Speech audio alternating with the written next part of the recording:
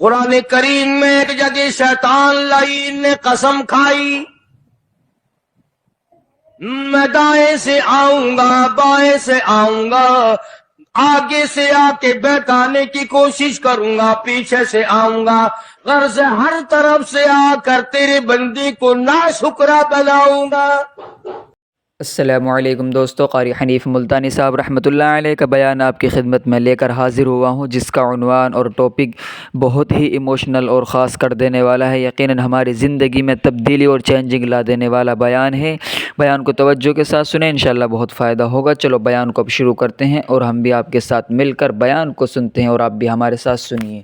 ذرات کے برابر ہو، مجھے اپنی کبریائی کی قسم، مجھے اپنی الوہیت کی قسم، مجھے اپنی شان کبریائی کی قسم، مجھے اپنی وحدانیت کی قسم، مجھے اپنی بے نیازی کی قسم، میرا بندہ کتنا ہی گناہگار ہوگا، سر جھکانے کی دیر ہے، میں معاف کرنے کو تیار ہوں۔ فرمایا 5 چیزیں جب کسی کو عطا ہو جائیں تو 5 چیزیں خود بخود اللہ پاک عطا فرما دیتے ہیں۔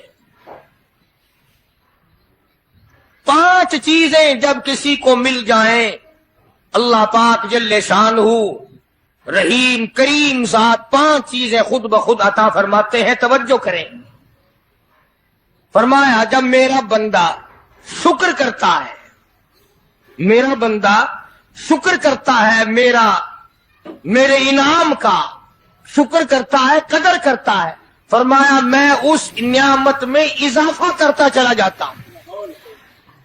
فرمایا لئن شکرتم لازیدنکم، اور میرے بندو اگر شکر ادا کرو گے، میرے انعام کی قدر کرو گے، آنکھ کا شکریہ ادا کیا کر، قرآن دیکھا کر، کان کا شکریہ ادا کیا کر، قرآن کریم سنا کر، زبان کا شکریہ ادا کیا کر، قرآن کریم کی تلاوت کیا کر، درود پاک نبی کریم صلی اللہ علیہ وسلم کی ذات پہ پڑھا کر،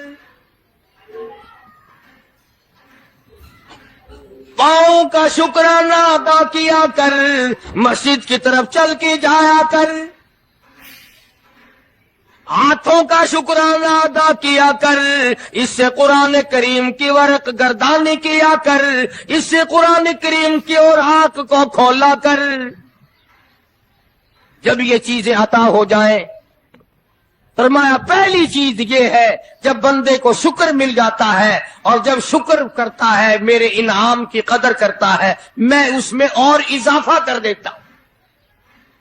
اب بندے کی عادت یہ ہے کہ اللہ پاک نے اگر اس کو 100 روپے عطا فرمائے، بندے کی یہ عادت ہے کہ اللہ پاک نے اگر اس کو 100 روپے عطا فرمائے، اب وہ 2.5 دیتا ہوا رو رہا ہے کہ اے اللہ مجھے یہ 97.5 کیوں دیے، مجھے نہ دیتا تو اچھا تھا، تو یہ ناشکری ہوئی۔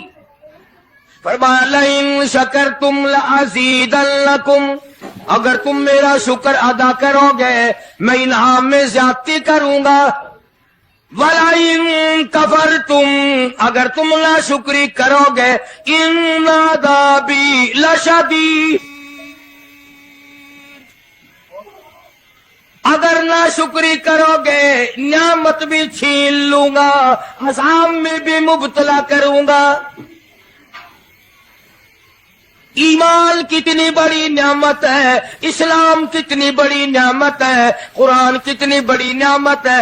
اولاغا مالک کائنات کی قسم ہے، 2 جہان کے تخت و تاج، 2 جہان کی بادشاہت، ساری دنیا کے یاقوت ہیرے جواہرات، ساری دنیا کے سونے چاندی ایک طرف، مالک کائنات کے قرآن کریم کی ایک آیت ایک طرف۔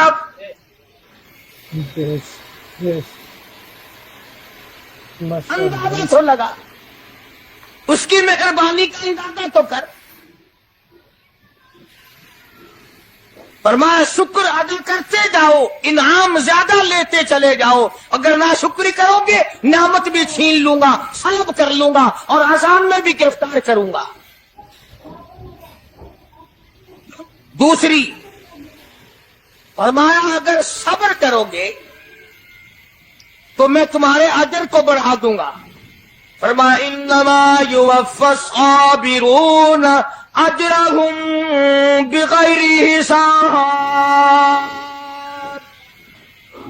صبر کرنے والوں کا حساب و کتاب نہیں۔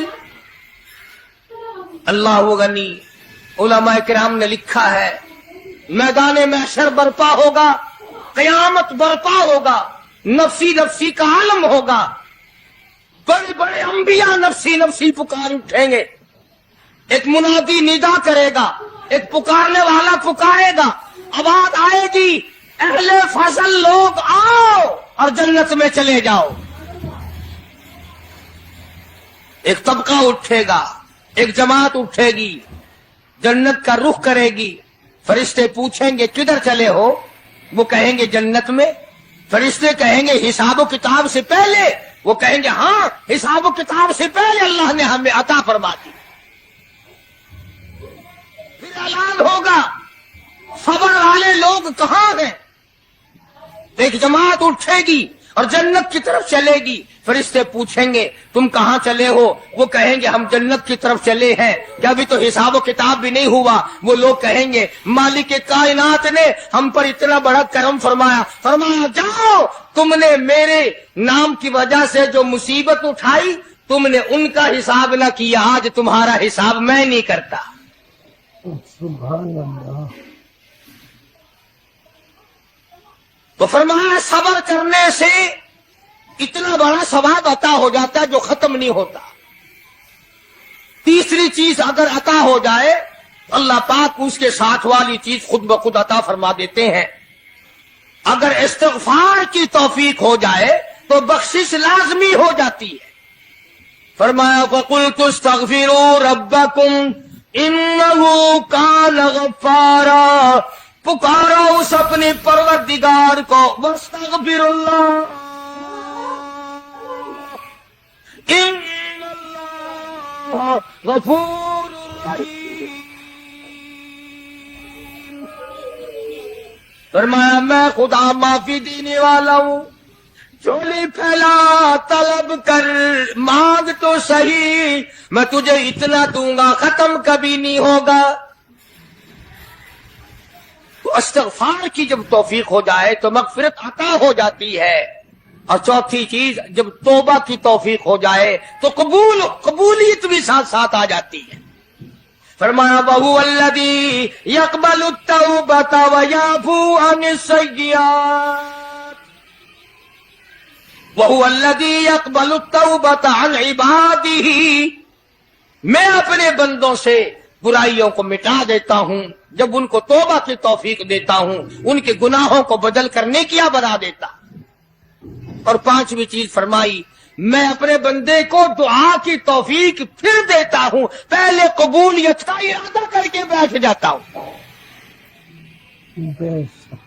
دعا کی توفیق پھر ملتی ہے، پہلے قبولیت کا پروگرام پہلے بن جاتا ہے۔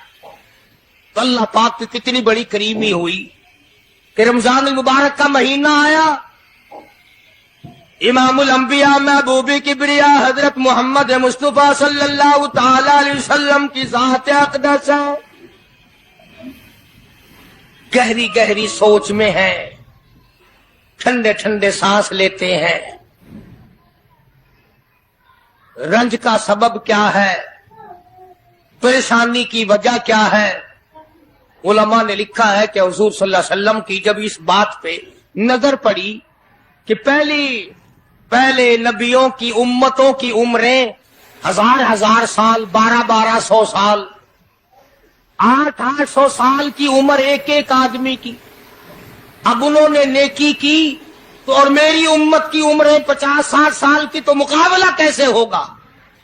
میری امت نیکیوں میں پہلے نبیوں کی امتوں سے گھٹ جائے گی۔ حضور کریم صلی اللہ علیہ وسلم کو اس بات کا رنج ہوا تو اللہ پاک نے فرمایا کالی کملی والے عمروں کو دیکھ کر گھبرانا، رنجیدہ نہ ہو میرے محبوب، تیرا رنج مجھ سے نہیں دیکھا جاتا۔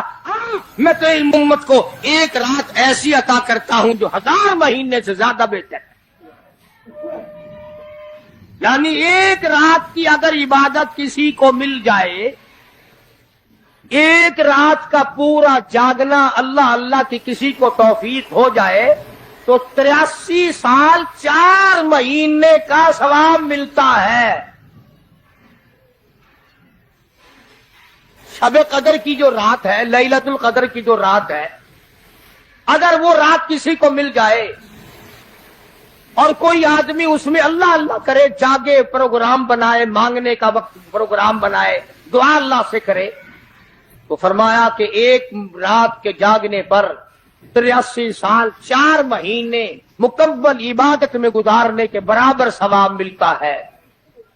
سبحان اللہ۔ اور اگر کوئی رمضان کی آخری 10 راتیں جاگ کر گزار دے، جنت کی طلب میں گزار دے، جہنم کے ڈر میں گزار دے، قرآن کے شوق میں گزار دے، رب کو راضی کرنے کے لیے گزار دے، محمد مصطفیٰ صلی اللہ علیہ وسلم کی اطاعت اور فرما برداری کرتے ہوئے گزار دے، تو علماء نے لکھا ہے کہ 10 راتوں کو جاگنے والے کو 833 برس 4 مہینے جاگنے کا ثواب ملتا ہے۔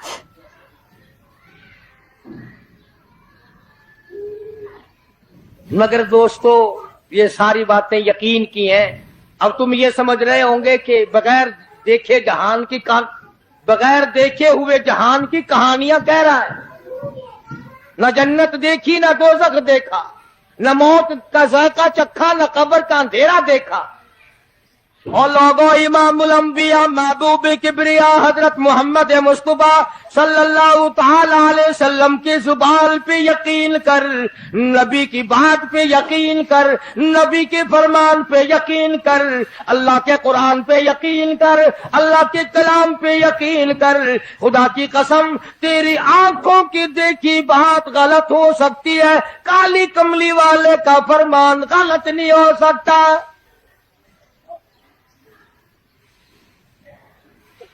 فرمایا اِنَّا أَنزَلْنَاهُ فِي لَيْلَةِ الْقَدْرِ، یہ وہ رات ہے برکتوں والی، رحمتوں والی، خیر والی، سعادت مندی اور خوش بختیوں والی رات ہے۔ فرمایا رمضان کی شب قدر کی رات وہ ہے جس میں میں نے لوح محفوظ سے، عرش عظیم سے قرآن کریم اتارا۔ اب ہم پہلے قرآن کریم کو نعمت جانے جبھی تو بات بنے۔ ہمارے نزدیک سونا نعمت ہے، چاندی نعمت ہے، کوٹھی نعمت ہے، بنگلہ نعمت ہے، تخت و تاج نعمت ہے، خوبصورتی نعمت ہے، حسن و جمال نعمت ہے لوگوں کے نزدیک۔ مگر مسلمانوں، خدا کی قسم، جو چیز ہم نے بندوں سے روزانہ چھوٹتی دیکھی وہ تو نعمت بن گئی، اور جو نہ قبر میں چھوٹے نہ حشر میں چھوٹے وہ خدا کا قرآن ہے، وہ نعمت نہیں، وہ انعام نہیں، تو کتنا بڑا انعام ہوگا۔ حدیث پاک میں آتا ہے کہ قیامت کے دن ایک آدمی پھنس جائے گا، اور اتنی بری طرح پھنسے گا کہ پریشان ہو کر رہ جائے گا، یقین ہو جائے گا کہ میں جہنمی ہوں۔ ایک بڑا خوبصورت آدمی آئے گا اور آ کے کہے گا آپ نے مجھے پہچانا؟ وہ بندہ کہے گا نہیں۔ فرمایا ٹھیک ہے، تو ہے تو گناہگار، پر یاد رکھ رمضان میں، غیر رمضان میں تو میری تلاوت کیا کرتا تھا، تو میری عزت کرتا تھا، تو میرا اکرام کرتا تھا، میرا احساس کرتا تھا، میری ساتھ تیری محبت تھی، اور میں اللہ کا کلام ہوں، اللہ کا قرآن ہوں، بے وفا نہیں۔ برادری چلی گئی، خاندان چلا گیا، اولاد چلی گئی، بیوی چلی گئی، قبیلے والے چلے گئے، یار دوست چلے گئے، میں خدا کا قرآن تیری ساتھ ہمیشہ وابستہ رہوں گا۔ علماء نے لکھا ہے پھر وہ قرآن کریم اس بندے سے پوچھے گا، سارے کہو سبحان اللہ۔ وہ قرآن کریم کا جو بندہ بنا ہوا ہوگا وہ اس آدمی سے کہے گا تیرے ماں باپ کہاں ہیں؟ سبحان اللہ۔ سبحان اللہ. تیرے ماں باپ کہاں ہیں؟ وہ کہے گا میں تو اپنی میں گرفتار تھا, مجھے اپنے ماں باپ کا پتہ نہیں. جب تلاش کریں گے ماں اور باپ کو, تو ایسی حالت میں دیکھیں گے کہ فرشتے گھسیٹ کر ان کو دوزخ کی طرف لے جا رہے ہیں. ایسی حالت میں دیکھیں گے کہ فرشتے گھسیٹ کر جہنم کی طرف لے جا رہے ہیں. تو وہ اللہ کا قرآن آگے بڑھے گا, اور جیسے ٹریفک والا, پولیس والا, سپاہی سٹی مار کر ٹریفک کو نہیں روکتا, ایک لائٹ مارے گا, ایک روشنی چھوڑے گا اور کہے گا ٹھہرو. سب لوگ ٹھہر جائیں گے. اس بندے کا ماں باپ کون سا ہے؟ کہ یہ ہے کہ آ جاؤ, اللہ نے تمہیں جنت عطا کر دی. وہ بندے کہیں گے, ماں اور باپ کہیں گے ہمارے عمل تو لے تو نیکیاں کم, گناہ زیادہ, گناہوں کے دفتر نکلے. جہنم کا ہمارا فیصلہ ہو چکا, ہم تو جہنم کی طرف چلے جا رہے تھے. فرشتے مجھ کو کھینچ کر جہنم کی طرف لے چلے تھے, بھلے سے راستے میں مل گئی رحمت تیری. اور مالک کائنات, یہ کیا کرم ہوا کہ دوزخ سے واپسی ہو رہی ہے, آواز آئے گی. قرآن کریم کی برکت ہے, تیری اولاد نے قرآن پڑھا, اس قرآن کی برکت سے میں خدا نے تم دونوں کو معاف کر دیا. تو فرمایا اِنَّا أَنزَلْنَاهُ فِي لَيْلَةِ الْقَدْرِ وَمَا أَدْرَاكَ مَا لَيْلَةُ الْقَدْرِ. یہ شب قدر وہ رات ہے, لیلۃ القدر وہ رات ہے. علماء کا اس میں اختلاف ہے کہ وہ رات ہے کون سی. نبی کریم سب کہہ دو صلی اللہ علیہ وسلم تشریف فرما ہے. ایک صحابی نے پوچھا, یا رسول اللہ صلی اللہ علیہ وسلم, شب قدر کیا چیز ہے؟ فرمایا ایک رات ہے. پھر اسی صحابی نے پوچھا وہ کس مہینے میں ہے؟ فرمایا رمضان کے مہینے میں ہے. پھر اس صحابی نے پوچھا کون سی رات ہے؟ فرمایا آخری عشرے کی تاک رات ہے. اور غصے ہو کر کے فرمایا اب نہ پوچھیو. تو اس حساب سے 21ویں 23ویں 25ویں 27ویں 29ویں رات ہوئی. مگر نبی کریم صلی اللہ علیہ وسلم کا جو اعتکاف تھا وہ بالاجماع اور بالاتفاق 20ویں رات سے شروع ہوتا ہے. تو سارے ہی عشرہ شب قدر کا ہوا. ہر رات کو حاصل کرنے کی, جاگنے کی کوشش کی جائے. فرمایا وہ شب قدر ہے کیا چیز؟ ابادائی لیلۃ القدر خیر من الف شہر. وہ لیلۃ القدر والی رات جس میں جنت کو تیار کیا گیا, جنت میں درخت لگائے گئے, جنت میں پھول لگائے گئے, جنت کو سجایا گیا, جنت کی نہروں کو کھولا گیا.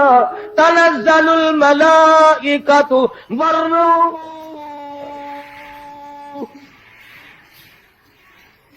فرشتے آسمان سے اترتے ہیں.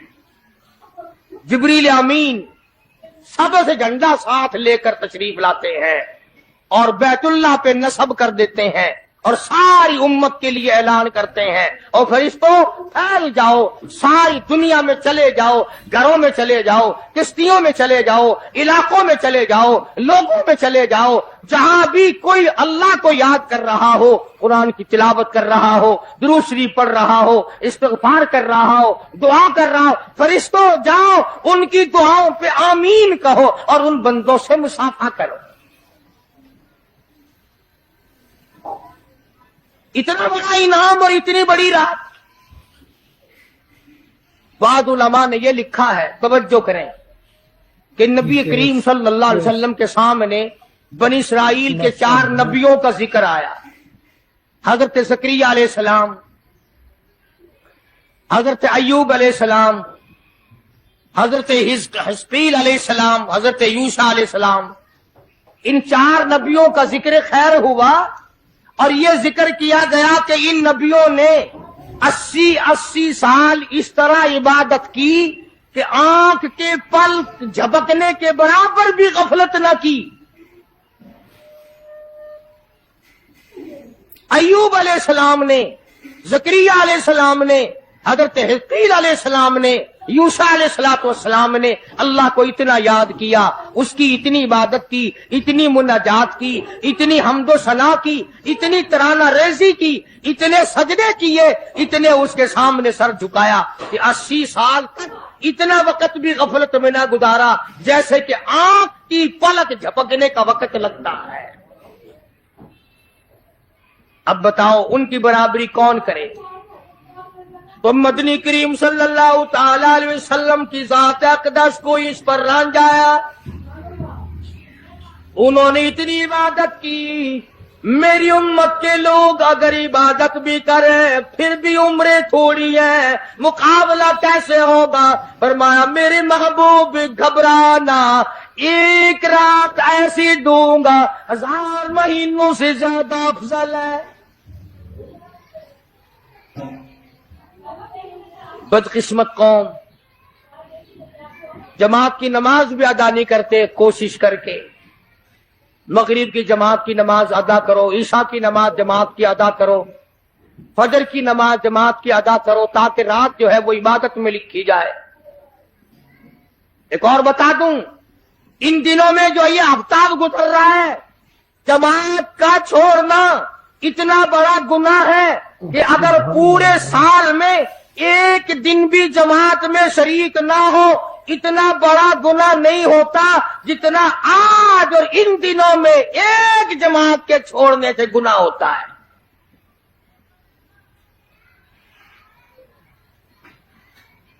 اور رحمت دو عالم صلی اللہ علیہ وسلم نے فرمایا کہ اس رات میں اللہ پاک اکثر اور بیشتر لوگوں کی مغفرت فرما دیتے ہیں، مگر 3 قسم کے 4 قسم کے آدمیوں کی نجات اب بھی نہیں ہوتی۔ مشرک کی نجات نہیں، دل میں کینہ رکھنے والے کی مغفرت نہیں، گھر میں تصویر شوقیہ رکھنے والے کی بخشش نہیں، گھر میں کتا اور خنزیر رکھنے والے کی بخشش نہیں، اور اس گھر میں رحمت کا فرشتہ داخل ہی نہیں ہوتا جس گھر میں بدماشی بدکاری کر کے کوئی مرد اور کوئی عورت بے غسلہ پڑا ہو۔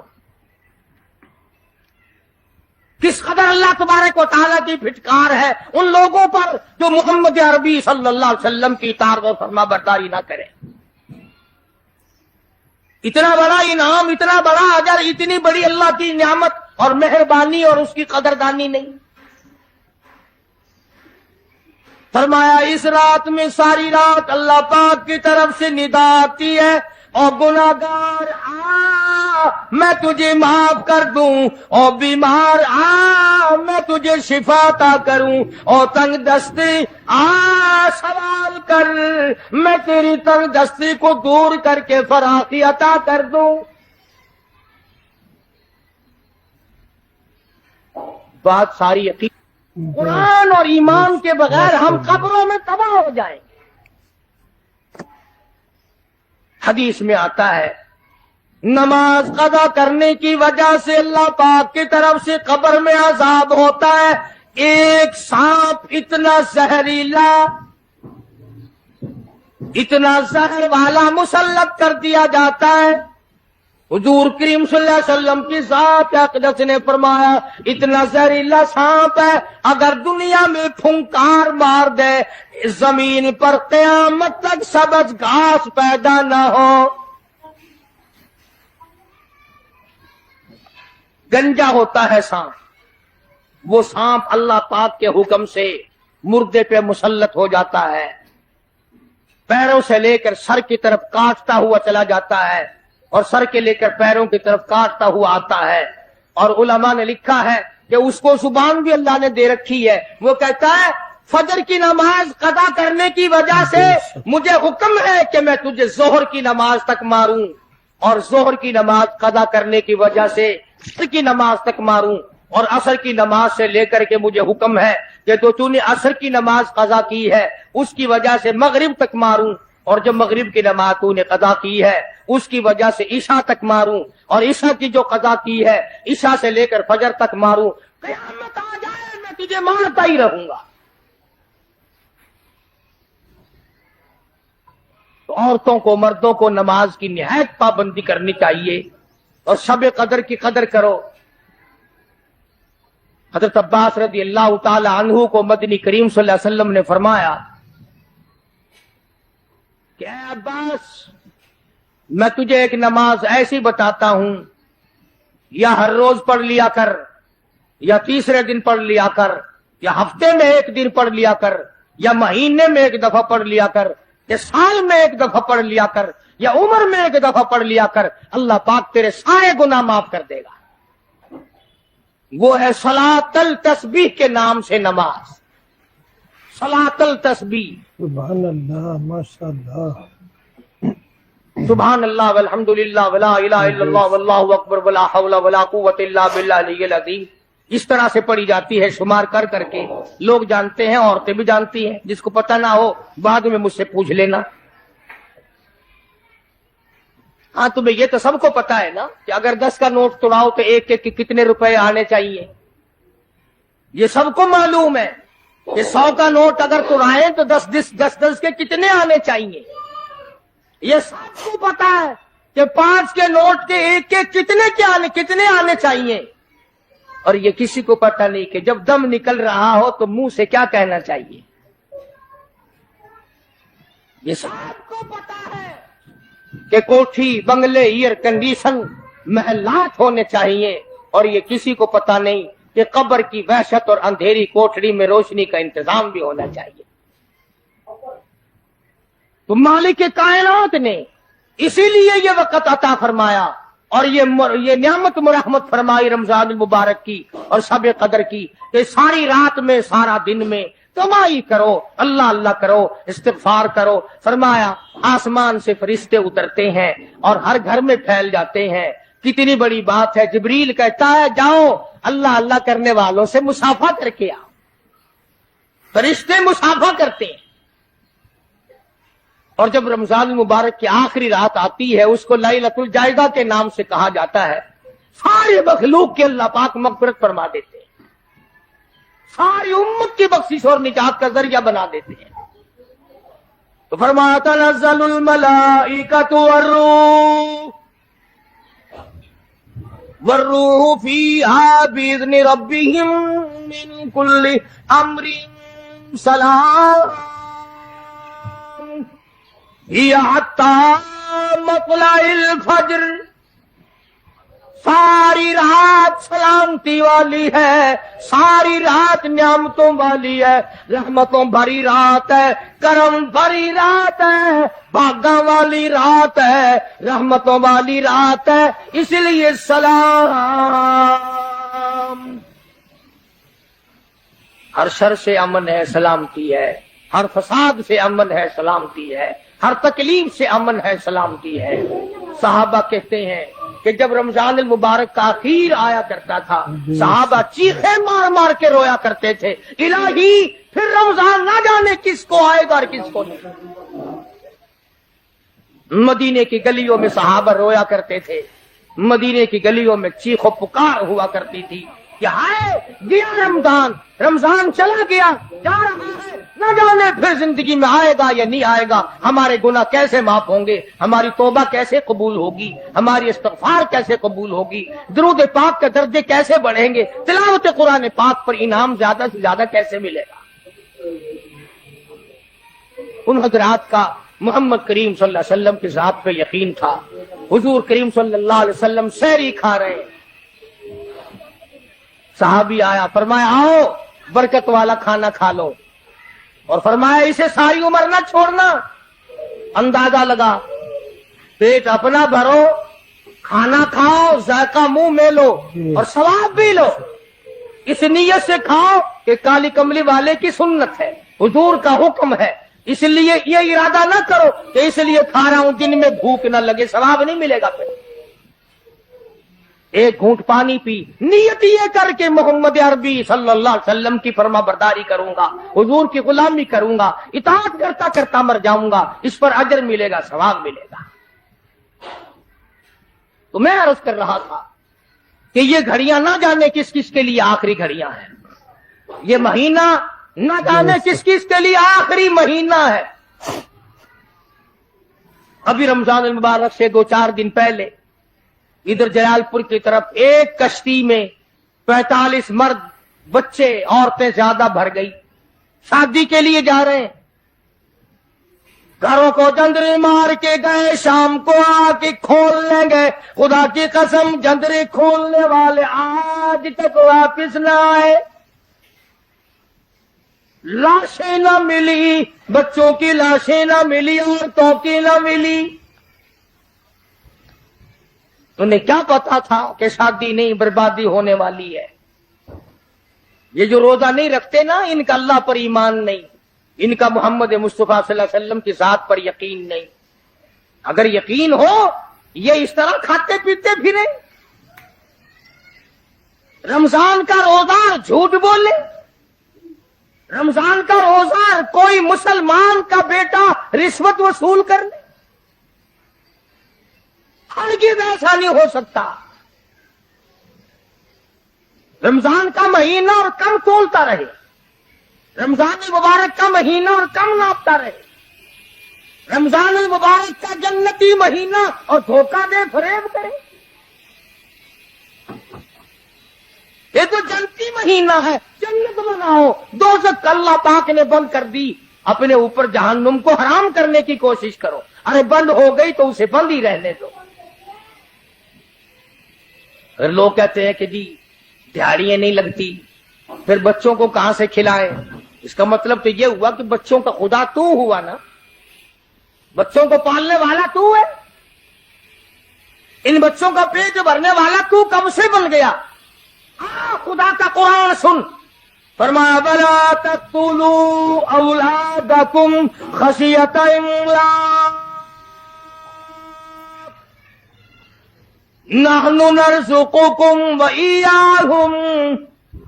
اپنی اولاد کو قتل نہ کیا کرو، اپنی اولاد کو دیکھ کر تنگ نہ ہوا کرو، ان کا کپڑا کہاں سے لاؤں، ان کے لیے روٹی کہاں سے لاؤں، ان کا خرچہ پورا کیسے کروں؟ اللہ پاک فرماتے ہیں مجھے اپنی کبریائی کی قسم، ان کو تجھے بھی روزی ان معصوم بچوں کے صدقے میں مل رہی ہے۔ نحن نرزقکم وإیاہم۔ تیرا عمل، تیری کرتوت، تیری بدعمالی، تیری روح سیاہی اس قابل کہاں ہے کہ تجھے پانی کا گھونٹ دیا جائے، تجھے روٹی کا ٹکڑا دیا جائے؟ فرمایا مجھے اپنے مالک کائنات ہونے کی قسم ہے، مجھے اپنی بے نیازی کی قسم ہے، مجھے اپنی خدائی کی قسم ہے، یہ چھوٹے چھوٹے بچے، یہ بے گناہ، یہ معصوم جو تیرے گھر میں رہتے ہیں، ارے ان کی وجہ سے تجھے روٹی مل رہی ہے، ورنہ تجھے تو میں مٹی چٹانے کو بھی تیار نہیں۔ تو پھر بندہ خدا کیسے بنا؟ پالنے والی ذات خدا کی ہے، بندہ نہیں ہے۔ چلو اگر یہ بھی سوچا کہ یار ایک مہینے کی آمدنی اگر نہ کی تو کمی ہو جائے گی، تمہیں کیا خبر، اگر ایک ذرا سا رگڑا لگ گیا بیماری کا تو ڈاکٹر تو سارے مہینے کے پیسے ایک چکر میں لے جائے گا۔ توبہ توبہ توبہ۔ کل ہی بتا رہے تھے ہمارے حاجی صاحب کو داخل کرنے کے لیے گئے، ایک کمرے کے ایک دن کے 300 روپے، کولر والے کمرے کے ایک دن کا 150 اور اے سی والے کمرے کا ایک دن کا 300۔ اللہ تیری پناہ، اللہ تیری پناہ، اللہ تیری پناہ۔ یہ ڈاکٹر ہیں یا جہنم کے دروغے ہیں، پتہ ہی نہیں کہاں لے جاتے اتنے پیسے۔ ایک دن کے 300 ایک کمرے کے، دوائیوں کے بغیر۔ پھر سمجھ میں تو آتا نہیں کہ یہ ڈاکٹر صاحبان ہے یہ حضرت اسرائیل کا کنبہ ہے۔ ماشاءاللہ، یعنی 9000 روپے مہینہ ایک کمرے کا ہو گیا نا۔ تو پھر یاد رکھو جنت بھی سستا نہیں ہے، بڑی قیمت ہے جنت کی، بڑی قیمت ہے۔ اور ویسے دیکھو تو کچھ بھی نہیں، ویسے دیکھو تو کچھ بھی نہیں۔ مالک بن دینار، سب کہہ دو رحمت اللہ علیہ، بزرگ ہے، اللہ والا ہے۔ اس کے سامنے سے ایک باندی گزری، ایک لڑکی گزری، بڑی خوبصورت ہے، بڑے کپڑے ہیں، بڑی خوشبو ہے، بڑی چٹک مٹک ہے، بڑا ہی ناز و نیاز ہے، اور بڑی عجب ہے، بڑی خود بینی ہے، بڑی حسینہ ہے، بڑی اکڑ کے چل رہی ہے۔ مالک بن دینار رحمت اللہ علیہ نے اس لڑکی سے پوچھا کہ تیری کیا قیمت ہے؟ کیا قیمت ہے تیری؟ باندی تھی نا، پہلے زمانے میں باندیاں بکا کرتی تھی، کہ تیری کیا قیمت ہے؟ اس نے جب مالک بن دینار کے کپڑوں پہ نظر ڈالی، پھٹے پرانے غریب آدمی، کہنے لگی شکل تو دیکھو میری قیمت پوچھنے والے کی، خریدنے والا منہ تو بنا پہلے۔ اچھا اتنی عقل کرتی ہے، بتا تو صحیح تیری کیا قیمت ہے؟ وہ کہنے لگے اچھا تو ہی بتا فقیر، تو ہی بتا میری قیمت کیا ہے۔ تو مالک بن دینار فرمانے لگے میرے نزدیک تیری قیمت کھجور کی 2 گٹھلیاں، کھجور بھی نہیں، میرے نزدیک تیری قیمت کھجور کی 2 گٹھلیاں۔ تو بڑی ہنسی، انہوں نے کہا واہ واہ خوب قیمت لگائی میری، ذرا آؤ تو صحیح میرے مالک سے میری قیمت پوچھنا، جس کی وہ باندھی تھی۔ اس نے سوچا چلو میرا مالک 2 گھڑی ہنسے گا، دل لگی ہوگی، مذاق ہوگا۔ مالک بن دینار کو فقیر سمجھ کے ساتھ لے گئی، اور وہاں جا کے کہنے لگی اپنے مالک سے کہ ذرا اس سے میری قیمت پوچھنا۔ انہوں نے کہا بھئی فقیر کیا قیمت ہے اس باندی کی؟ انہوں نے کہا جی کھجور کی 2 گٹھلیاں۔ انہوں نے کہا اتنی کم قیمت کیوں؟ مالک بن دینار فرمانے لگے اس میں عیب بہت زیادہ ہے، خامیاں ہیں، نقص بڑے ہیں، پسینہ آ جائے تو بدبو آنے لگی، منجن مساگ نہ ملے تو دانت میلے ہو جائے، سرما نہ ڈالے تو آنکھیں اچھی نہ لگے، سر میں تیل نہ لگائے تو ڈین نظر آئے، کپڑے صاف نہ ہو تو چڑیل نظر آئے، پیشاب رک جائے بیمار نظر آئے، پخانہ رک جائے بیمار نظر آئے، ہوا رک جائے بیمار نظر آئے، کھانے کو نہ ملے تڑپ تڑپ کے مر جائے، پانی نہ ملے ترس ترس کے مر جائے۔ جس لڑکی میں اتنے عیب ہو، کھجور کی 2 گٹھلیوں سے زیادہ اس کی کوئی قیمت نہیں۔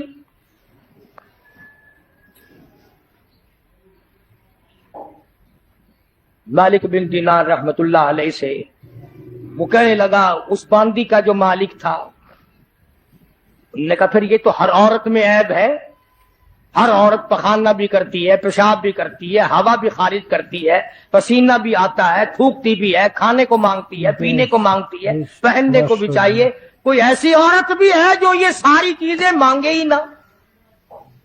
مالک بن دینار رحمت اللہ علیہ فرمانے لگے ہاں میرے پاس ہے، نہ تجھ سے کپڑا مانگے، نہ کھانے کو مانگے، نہ پینے کو مانگے، نہ مساگ مانگے، نہ سرما مسی مانگے، نہ میک اپ کا سامان مانگے، نہ کپڑا مانگے، کوئی شاید اس سے نہ مانگے، نہ نیند آئے، نہ بیمار پڑے، نہ ڈاکٹر لانا پڑے، نہ حکیم لانا پڑے، کوئی بلانا بھی نہ پڑے۔ مالک بن دینار کہتے ہیں میرے پاس ایسی عورت ہے، نہ تیری موت آئے، نہ اس کی موت آئے، نہ جدائی کبھی بھی ہو۔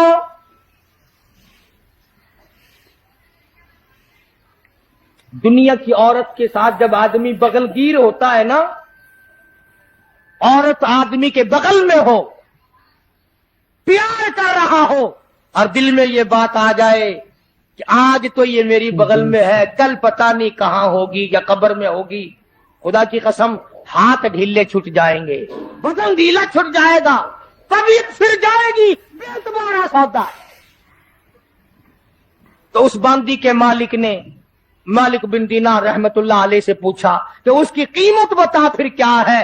जो औरत पसीना ना आए, न खाने को मांगे, न पीने को तलब करे, न लिबास लाना पड़े, न डॉक्टर हकीम की जरूरत पड़े, कोई चीज नहीं। तो मालिक बिन दीनार रहमतुल्लाह अलैह फरमाने लगे, और लोगों, उस औरत की कीमत, जन्नती हूर की कीमत, पिछली रात हो, रमजान का महीना हो, तहज्जुद का वक्त हो, 2 रकात नमाज उसकी कीमत है।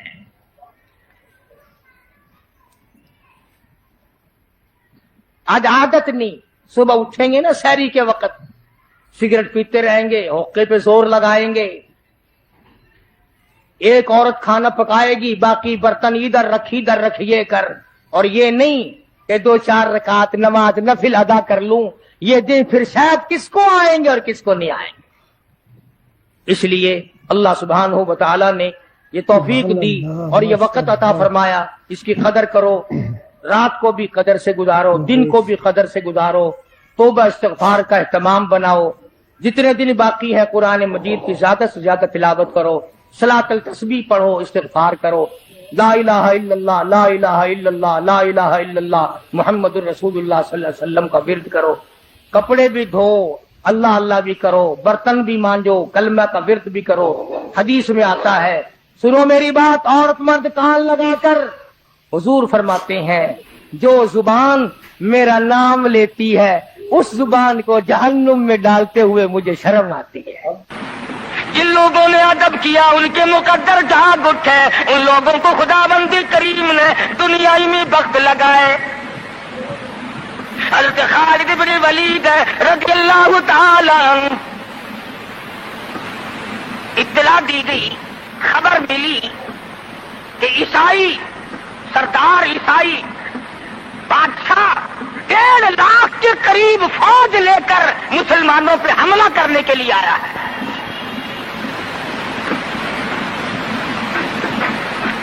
हज़रत खालिद इब्न वलीद रज़ियल्लाहु ताला अन्हु को 50-60 आदमी दिए, जाओ बादशाह की फौज का अंदाजा लगा के आओ, तखमीना लगा के आओ, असलहा देख के आओ, उनकी तादाद का अंदाजा लगाओ वो कितने हैं। हज़रत खालिद इब्न वलीद रज़ियल्लाहु ताला चंद सहाबा किराम को साथ लेकर के पहुंचे।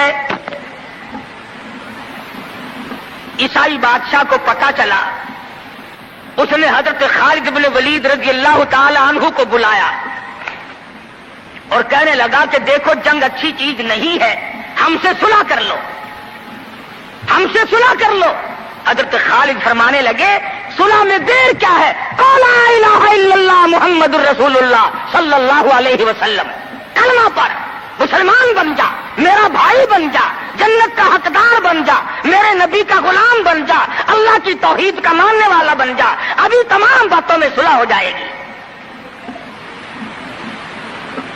वो कहने लगा, बड़ा जल्दी कलमा पड़ा है, जैसे मैं अकेला बैठा हूं, तूने मेरी फौज देखी है? 1.5-2 लाख फौज लेके आया हूं, खा जाएगी मेरी फौज तुम्हें। कलमे पढ़ा रहा है।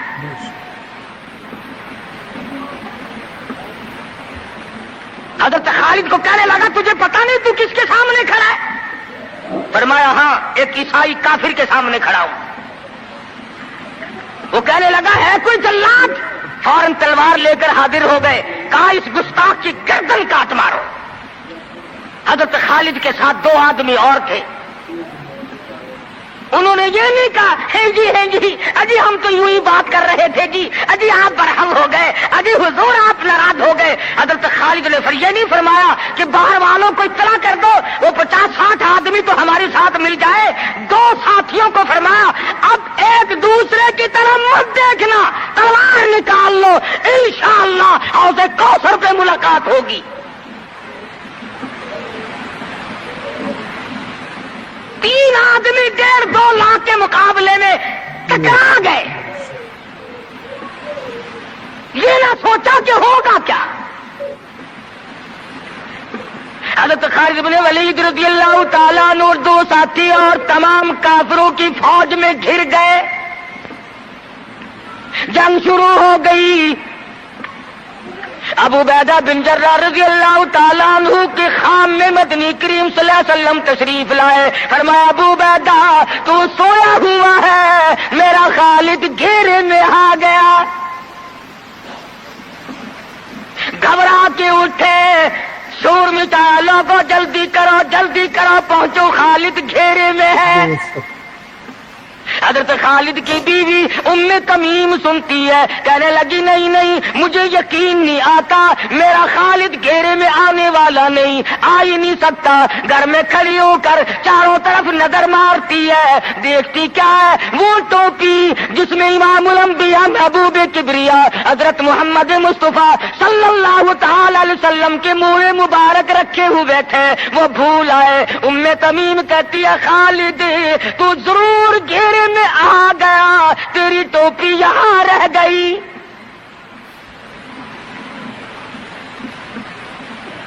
ام تمیم نے ٹوپی لے کر کے شور نہیں مچایا, کپڑے نہیں پھاڑے, چہرہ نہیں نوچا, ابو عبیدہ کے پاس نہیں آئی, بغل میں ٹوپی دبائی, برقع اوڑھا, گھوڑے پہ سوار ہوئی, تلوار لے کر گھوڑے کو سر پٹ چھوڑ دیا. صحابہ دیکھ رہے تھے, ارے یہ کون ہے, یہ کوئی جاسوس معلوم ہوتا ہے, اسے پکڑو. صحابہ نے گھوڑے دوڑائے, گھیرے میں لے لیا, پوچھا برقع پوش تو کون ہے, کہنے لگی نہ چھیڑو, خالد کی بیوی ام تمیم ہوں. تو کہاں چلی ہے, کہنے لگی میرا خالد گھیرے میں آ گیا, ٹوپی گھر پہ بھول گیا, وہ پہنچانے چلی ہوں, ہمیں دے دے ہم پہنچا دیں گے, تو عورت ذات ہے. کہنے لگی خالد کی جو قدر میں جانوں تم نہیں جانتے, جان کے دوں گی مگر ٹوپی کسی کو نہ دوں گی. نکل پڑی, آ کے دیکھا تلواریں چل رہی ہیں, گاجر مولی کی طرح آدمی کٹ رہے ہیں, حضرت خالد بن ولید بیچ میں ہے. ام تمیم نے تلوار نکال کر چلانی شروع کر دی, گاجر کی طرح لوگوں کو کاٹ مارا. خود حضرت خالد کہتے ہیں اور میرے ساتھیوں, اس نوجوان کو پہچانو, اس برقع پوش کو پہچانو, اس نقاب پوش کو پہچانو, یہ کون ہے. جب سامنے گئی, نقاب اٹھا کے کہنے لگی خالد تیری بیوی ام تمیم ہو, یہ ٹوپی بھول آئے ہو, پہنچانے آئی ہو. اور کراچی کے مسلمانوں, تم نے کبھی سوچا نہیں خالد کے سر پہ نبی کی ٹوپی نہیں, جس میں نبی کے بال رکھے ہوئے تھے, وہ گھیرے میں آ گئے. آج تیرے پاس قرآن نہیں, تو گھیرے میں ہے. وہ ٹوپی گھر پہ بھول آیا تھا, تو قرآن کو مسجد میں قید کر کے آیا, آج تو کفر کے لرزے میں پھنسا ہوا ہے, تو گھیرے میں ہے, تجھے کوئی نہیں نکال سکتا اللہ کے قرآن کے سوا.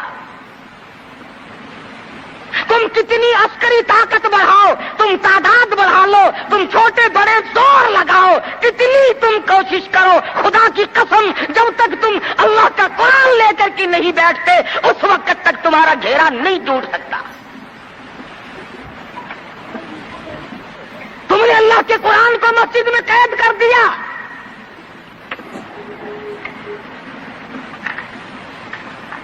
نہ اس کو عوام صدر میں جگہ دی, نہ مارکیٹ میں جگہ دی, نہ محلے میں جگہ دی, نہ برادری میں جگہ دی, نہ خاندان میں کوئی جگہ دی. تمام کو اکٹھا کر لو گے, اللہ کے قرآن کو پوچھنے والا کوئی نہیں. کون پوچھے؟ حضرت خالد تو صرف ٹوپی بھول کر آئے تھے, ہم نے قرآن ہی بھلا دیا, نبی کی سیرت کا آئینہ بھلا دیا. خدا کی قسم نبی نے امانت تمہارے سپرد کی ہے, میدان حشر برپا ہوگا اور اللہ کا پیغمبر کھڑا ہو کر تم سے مطالبہ کرے گا, لاؤ میری امانت کہاں ہے. کچھ لوگ کہیں گے اور جی ہم تو عشق کی وجہ سے ایسا کر بیٹھتے ہیں, محبت میں ہمیں پتہ ہی نہیں چلا قرآن کہاں رہ گیا. محبت میں ہمیں پتہ ہی نہیں چلا قرآن رہ کہاں گیا. اور تجھے کیسی محبت ہے, تجھے کیسا عشق ہے کہ تجھے آج تک پتہ نہیں چلا. عشق تو صحابہ کرام کو تھا. مدینہ منورہ ہے، اللہ پاک ہر مسلمان کو مدینہ پاک کی زیارت نصیب فرمائے۔ خدا کی قسم، مدینے کی ہوا میں جو خوشبو ہے تمہاری، وہ کستوری میں نہیں ہو سکتی، وہ مشک میں نہیں ہو سکتی، وہ عنبر میں نہیں ہو سکتی، وہ زعفران میں نہیں ہو سکتی۔ ارے مدینے کی ہوا میں جو خوشبو ہے، جو گنبد خضرا سے ٹکرا کر آتی ہے، اس ہوا میں خوشبو بھی نرالی ہے۔ اسی لیے قرآن کریم اعلان کرتا ہے، فرمایا وَكَمْ أَهْلَكْنَا قَبْلَهُمْ مِنَ الْقُرُونِ، میری زمین پہ فساد نہ کرو، میری زمین پہ انتشار نہ پھیلاؤ، میری زمین پہ قتل و غارت نہ پھیلاؤ۔ زمین میری ہے، تیری نہیں، تیرے باپ کی نہیں۔ میں اپنی بے نیازیوں پہ جب آؤں گا پھر افراد کی بات نہیں، خاندان اور قبیلوں کی بات نہیں۔ وَكَمْ أَهْلَكْنَا قَبْلَهُمْ مِنَ الْقُرُونِ، میری بے نیاز ذات وہ ہے، میں ملکوں کے نام و نشان مٹا دیا کرتا ہوں۔ فَأَخَذَتْكُمُ الصَّاعِقَةُ وَأَنْتُمْ تَنظُرُونَ، جبریل امین نے چیخ ماری، ساری قوم کے جگر پھٹ گئے۔ تمہیں کیا معلوم ہے میری طاقت کا؟ میری بے نیازیوں کو تم نہیں جانتے، میری خدائی سے تم لوگ واقف نہیں۔ میں چاہوں ایک آن میں سارے نظام عالم کو برباد کر دوں، روکنے والا کوئی نہیں، ٹوکنے والا کوئی نہیں، پوچھنے والا کوئی نہیں۔ میری ذات خدا ہے، میں بے نیاز ہوں۔ انما امرہ اذا اراد شیئا ان یقول له کن فیکون، جو میں چاہتا ہوں کہتا ہوں ہو جا، وہ خود بخود ہو جایا کرتا ہے۔ میں لیبر کا محتاج نہیں، منصوبہ بندی کا محتاج نہیں، وسائل اور اسباب کا میں محتاج نہیں، میں خدا ہوں۔ آج تک تو ہمیں خدا کی پہچان نہ ہوئی، وہ قبروں میں سے آنے کے بعد ہوگی۔ لا الہ الا اللہ محمد رسول اللہ پڑھتے ہیں، لیکن اب تک تو یہ کلمہ یہاں سے یہاں تک بھی نہیں پہنچا۔ کتنا میل کا سفر ہے، منہ میں اور تھوڑی میں، اب تک تو یہ کلمہ یہاں بھی نہیں پہنچا، تو یہاں تک کب آئے گا؟ بہت ہی خوبصورت انداز میں مولانا قاری محمد حنیف ارشاد فرمایا جناب مدنی کریم صلی اللہ تعالی علیہ وسلم نے، او لوگوں میری امت پہ ایسی بربادی آئے گی، قرب قیامت ہوگا، فتنے آئیں گے، برباد ہو جائیں گے لوگ۔ کلمہ پڑھتے ہوئے موت نہ آئے گی، قرآن کریم کی تلاوت کرتے ہوئے موت نہیں آئے گی، درود پاک پڑھتے ہوئے موت نہیں آئے گی۔ ادھر موت کا جھٹکا لگے گا، ادھر منہ میں کنجری کا گانا ہوگا۔ ارشاد فرمایا مدنی کریم صلی اللہ تعالی علیہ وسلم نے، اے لوگوں میری امت اتنی بگڑے گی، اگر کسی پرانے امتی نے اپنی ماں کے ساتھ زنا کیا میرا امتی بھی کرے گا۔ فرمایا ہر گھر سے، ہر کوٹھی سے، ہر بنگلے سے، ہر کمرے سے، چاروں طرف سے مرنے والے کی موت آ رہی ہے، برابر کہیں نہ کہیں سے کنجری کی آواز آ رہی ہے۔ کفن پہنایا جا رہا ہے، میت کو غسل دے رہے ہیں، کہیں نہ کہیں سے کنجری کی آواز آ رہی ہے۔ جنازہ پڑھ رہے ہیں، کہیں نہ کہیں سے کنجری کی آواز آ رہی ہے۔ میت کو قبر میں اتار رہے ہیں، کہیں نہ کہیں سے کنجری کی آواز آ رہی ہے۔ مشکوٰۃ شریف میں حدیث موجود ہے، فرمایا جناب محمد مصطفیٰ صلی اللہ تعالی علیہ وسلم نے، او لوگوں موت کے وقت کی پیاس سے پناہ مانگو، اتنی شدید پیاس لگتی ہے، سمندر پلا دو پیاس نہیں بجھتی۔ ارشاد فرمایا محمد عربی صلی اللہ تعالی علیہ وسلم نے، او لوگوں موت کے وقت کی تلخی سے پناہ مانگو، اتنا زبردست منہ کڑوا ہوتا ہے، قیامت قائم ہو جائے گی مگر موت کی تلخی نہ جائے گی۔ عیسیٰ علیہ السلام تشریف لائے، قوم آئی، معجزات دکھا رہے تھے، مردے کو زندہ کر لیا کرتے تھے۔ آ کے کہنے لگے نئی نئی قبروں سے مردے زندہ کرتے ہو، آؤ ہم ایک پرانی قبر پہ لے کے چلیں گے، مردہ زندہ کر کے دکھانا۔ عیسیٰ علیہ السلام تشریف لے گئے، قبر پہ کھڑے ہو کے فرمایا قم بإذن اللہ، قم بإذن اللہ، اللہ کے حکم سے زندہ ہو جا۔ ایک نوجوان قبر سے نکل کر سامنے آ کر کھڑا ہو گیا۔ عیسیٰ علیہ السلام نے پوچھا آپ کون ہیں؟ تو کہا میرا نام سام ہے، میں حضرت نوح علیہ السلام کا بیٹا ہوں۔ عیسیٰ علیہ السلام کا دماغ ہل گیا، تو بڑا پرانا آدمی ہے، بڑا عرصہ قبر میں گزار بیٹھا، بڑی مدت قبر میں گزار کے آیا ہے کہ جی ہاں۔ تو عیسیٰ علیہ السلام نے فرمایا ملاقات تو اللہ نے کرا دی، قبر کا کچھ حال بتا، قبر کا کوئی منظر بتا، قبر کی کوئی خبر بتا، قبر کی کچھ اطلاع دے، وہاں بنتی کیا ہے۔ علماء کرام نے لکھا وہ نوجوان رونے لگا اور کہنے لگا او عیسیٰ علیہ السلام آپ کو قبر کی پڑی ہے، قبر کا حال معلوم کرنا چاہتے ہو، قبر کا منظر معلوم کرنا چاہتے ہو، قبر کی خبر معلوم کرنا چاہتے ہو، آپ مجھ سے پہلے یہ کیوں نہیں پوچھتے کہ موت کا جھٹکا کتنا شدید ہے۔